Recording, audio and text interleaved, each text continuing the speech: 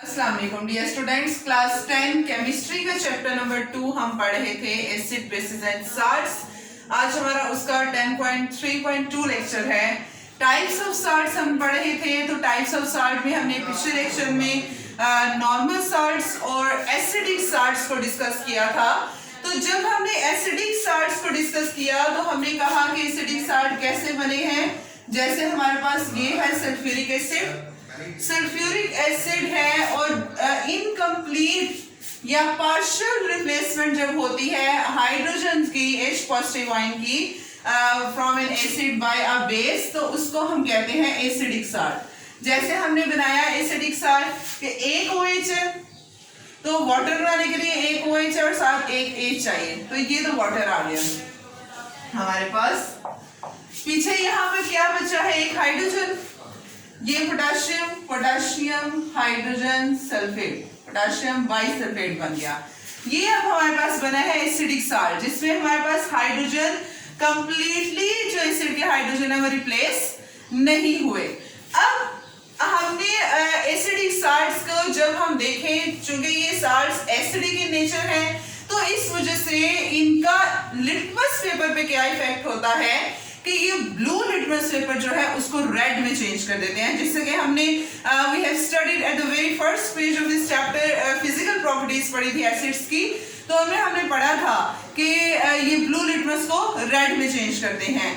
तो इसी तरह से इन साल्ट्स का भी होता है कि जब ये साल्ट्स में हम लिटमस पेपर ब्लू डालें तो वो रेड में चेंज होगा।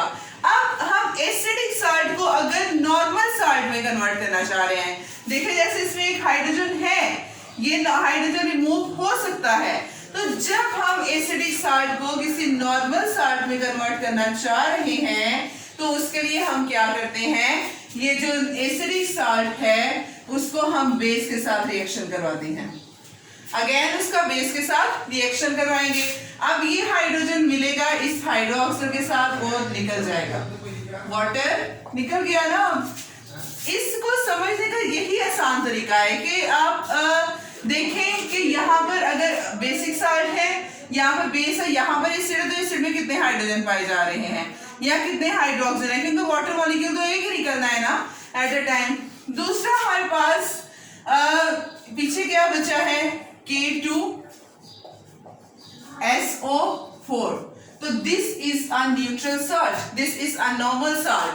तो हम एसिडिक साल्ट को अगर नॉर्मल साल्ट में कन्वर्ट करना चाह रहे हैं तो what we have to do for that, हमें एसिडिक साल्ट को रिएक्ट करवाना पड़ेगा विद अ बेस। तो ये हमारे पास है कन्वर्जन है एसिडिक साल्ट की नॉर्मल साल्ट में। नेक्स्ट हमारे पास साल्ट है बेसिक साल्ट। बेस से आपके जहन में आएगा OH नेगेटिव हाइड्रोक्सिल। तो इसका मतलब ऐसे साल्ट्स जिनमें OH आयन प्रेजेंट होगा वो बेसिक साल्ट्स होंगे। कैसे, जैसे हमारे पास इसकी डेफिनेशन हम देखते हैं। जैसे हमारे पास है एक बेस है एल्यूमिनियम हाइड्रोक्साइड, एल्यूमिनियम के ऊपर +3 चार्ज होता है ना हाइड्रोक्साइड। एल्यूमिनियम हाइड्रोक्साइड हमारे पास है जी बेस, इसका मैं रिएक्शन करवाती हूँ एसिड के साथ। एसिड के साथ अब आपको पता है जब एसिड और बेस रिएक्ट करते हैं तो क्या बनता है, साल्ट प्लस वाटर। अब यहाँ पर एसिड के साथ कितने हाइड्रोजन है, 1, एक हाइड्रोजन है, तो वाटर बनाने के लिए अब हमें क्या चाहिए, एक हाइड्रोक्सिल चाहिए ना, एक हाइड्रोक्सिल। तो यहाँ से एक हाइड्रोजन इस एक हाइड्रोक्सिल के साथ मिलेगा और निकल गया हमारे पास वाटर। पीछे यहाँ पर कितने हाइड्रोक्सिल बच गए, 2, वो 2 हाइड्रोक्सिल दिया OH2। पीछे क्या है एल्यूमिनियम, ये एल्यूमिनियम आ गया और Cl, ये Cl आ गया।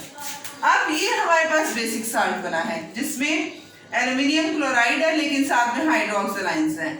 तो ये हमारे पास पॉलीहाइड्रोक्सी साल्ट हमारे पास बना है, हाइड्रोक्सी साल्ट इसको हम कह सकते हैं जो बना है। तो बेसिक साल्ट कैसे बने हैं, by the incomplete neutralization of polyhydroxy base. Polyhydroxy, poly mean many, कि ऐसी बेस जिसमें बहुत सारे, जैसे ये हमारे पास पोटेशियम हाइड्रोक्साइड है, सोडियम हाइड्रोक्साइड है, इट इज नॉट पॉलीहाइड्रोक्सी। ये इसमें मैनी हाइड्रोक्सिल तो नहीं पाए जा रहे, एक ही पाया जा रहा है OH। तो ये पॉलीहाइड्रोक्सी नहीं, this is just a base. ये हमारे पास पॉलीहाइड्रोक्सी जिसमें एक से ज्यादा मैनी हाइड्रोक्सिल ग्रुप पाए जा रहे हैं। तो पॉलीहाइड्रोक्सी सी बेस को जब हमने एक एसिड के साथ रिएक्शन करवाया तो हमारे पास कंप्लीटली एसिड ने उस बेस को न्यूट्रलाइज नहीं किया। इस एसिड ने इस बेस को कंप्लीटली न्यूट्रलाइज नहीं किया, पार्शियली न्यूट्रलाइज किया है, इनकम्प्लीटली न्यूट्रलाइज किया है, तो उसको हम कहते हैं बेसिक साल्ट। जो हमारे पास अब साल्ट बना है that is basic in nature. जैसे हम एक और एग्जांपल लेड हाइड्रोक्साइड की भी ले सकते हैं, साथ में हम इसके लिख लें HCl। अब एक H एक OH के साथ जाएगा, वाटर निकल गया, पीछे हमारे पास कितने OH बचे यहाँ पर, एक लेड OH और साथ Cl, ये आ गया। अब हम बेसिक साल्ट हमारे पास एक बन गया। अब हम बेसिक साल्ट को जब नॉर्मल साल्ट में कन्वर्ट करेंगे तो हम इसको एसिड के साथ रिएक्ट करवाएंगे। और क्यों? क्योंकि नॉर्मल साल्ट हमने लाना है तो ये हाइड्रोक्साइड रिमूव कराना पड़ेंगे, और हाइड्रोक्साइड तभी रिमूव होंगे जब हाइड्रोजन होगा, तो वो तो एसिड में ही होगा, तो न्यूट्रलाइजेशन ही होगी रिएक्शन, तो वो तब हम करेंगे। जैसे हमने एसिडिक को नॉर्मल में कन्वर्ट करना था तो हमने बेस के साथ रिएक्शन करवाया, इस तरह से बेसिक को नॉर्मल में कन्वर्ट करना है तो हम एसिड के साथ रिएक्शन करवाएंगे। जैसे यही हमारे पास एसिडिक साल्ट है, lead hydroxide chloride, basic salt, इसको हम अगेन HCl के साथ अगर रिएक्शन करवाएं, अगेन HCl के साथ, ये हाइड्रोजन इस हाइड्रोक्साइड के साथ H पॉजिटिव मिलेगा और निकल गया वाटर। पीछे अब हमारे पास यहाँ पे कोई भी हाइड्रोक्सिल ग्रुप नहीं बचा, क्या है साथ हमारे लेड और क्लोराइड। कितने क्लोराइड? एक ये और एक एसिड का क्लोराइड, PbCl2। तो हम जब बेसिक साल्ट्स को नॉर्मल में कन्वर्ट करेंगे तो हम एसिड के साथ रिएक्शन करवाएंगे, एसिडिक साल्ट्स को नॉर्मल में कन्वर्ट करेंगे तो हम बेस के साथ रिएक्शन करवाएंगे। इसी तरह से अगर हम ये फॉर एग्जाम्पल हमारे पास जो बेसिक साल्ट है इसको हम नॉर्मल में कन्वर्ट करना चाह रहे हैं, एल्यूमिनियम OH2Cl, बेस के साथ रिएक्शन करवाएंगे, HCl के साथ करवा लेते हैं रिएक्शन।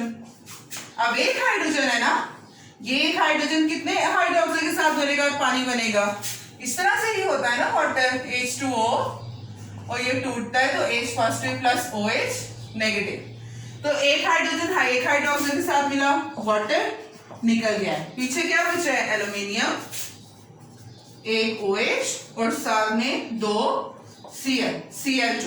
अगेन अब हम इसको अगेन HCl के साथ रिएक्शन करवाएंगे तो जो एक हाइड्रोक्साइड बचेगा वो दोबारा H के साथ मिलकर वाटर बना देगा और पीछे AlCl3 बचेगा, एल्यूमिनियम क्लोराइड साल्ट हमारे पास बच जाएगा। तो ये था बेसिक साल्ट। नेक्स्ट हमारे पास टाइप है डबल साल्ट्स।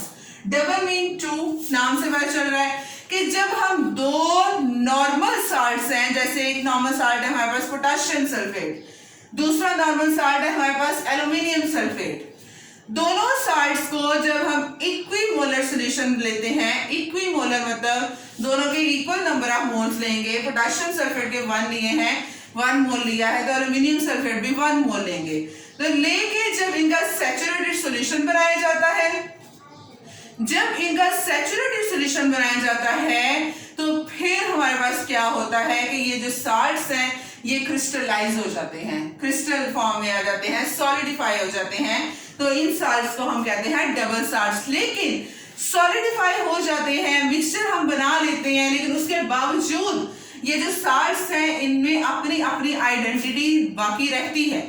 जब ये रिएक्शन करते हैं या जब ये इनके टेस्ट किए जाते हैं तो ये अपने अपने टेस्ट हमें देते हैं। जैसे हमारे पास साल्ट है मोहर साल्ट, मोहर साल्ट में हमारे पास पोटेशियम सल्फेट एक साल्ट, अमोनियम सल्फेट दूसरा, अमोनियम सल्फेट .6 वाटर, ये दोनों साल्ट से हमने 1 मोल लिए, इनको सैचुरेटेड सॉल्यूशन बनाया और हमारे पास मोहर साल्ट बन गया, दिस इज डबल साल्ट।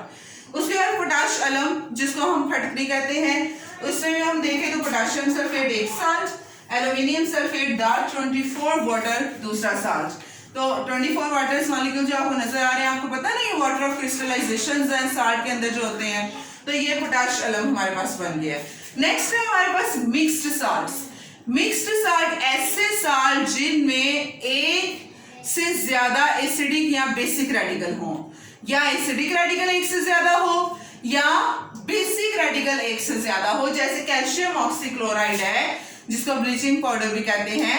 तो कैल्शियम ऑक्सीक्लोराइड में हम देखें तो कैल्शियम एक ही है हमारे पास जो कि बेसिक रेडिकल है, लेकिन क्लोराइड अगर हम देखें तो ये हमारे पास कितने हैं, 2 हैं।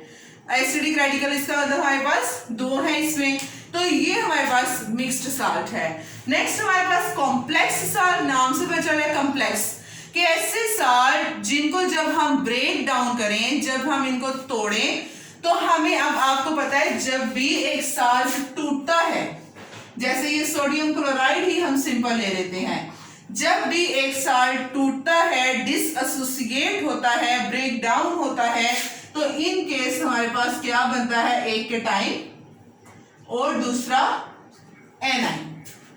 तो कॉम्प्लेक्स साल्ट ऐसे साल्ट हैं कि जब वो डिसएसोसिएट होंगे तो हमारे पास जो केटाइन होगा वो सिंपल बनेगा, हमें सिंपल केटाइन मिलेगा, और कॉम्प्लेक्स एनाइन मिलेगा। एनाइन कॉम्प्लेक्स और केटाइन क्या होगा, सिंपल या वाइस वर्सा, या सिंपल एनाइन और कॉम्प्लेक्स केटाइन भी मिल सकता है, जैसे पोटेशियम फेरोसायनाइड है। अब पोटेशियम फेरोसायनाइड के ऊपर नेगेटिव चार्ज आप देख रहे हैं।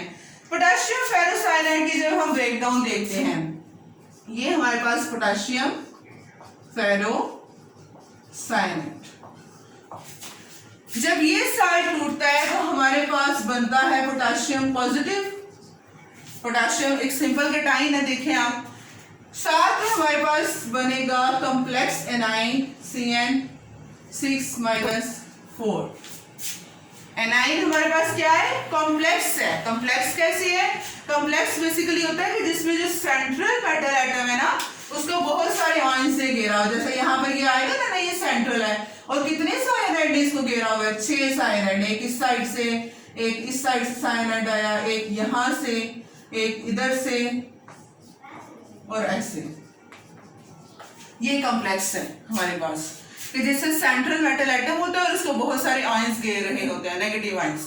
तो हमारे पास कॉम्प्लेक्स एनाइन मिला है हमें FeCl6, और साथ सिंपल कैटाइन मिला है। तो ये हमारे पास है कॉम्प्लेक्स साल्ट, या सिंपल केटाइन, सिंपल एनाइन और कॉम्प्लेक्स केटाइन भी मिल सकता है। तो ये था हमारे पास जी साल्ट की types, basic salts, normal salts, mixed salts, double salts, acidic salts और कॉम्प्लेक्स साल्ट्स। सो कल हम इंशाल्लाह साल्ट्स के जो यूजेस हैं उनको डिस्कस करेंगे कि यूजेस इसके क्या है। आज के लिए इतना ही। अस्सलाम वालेकुम, अल्लाह हाफिज।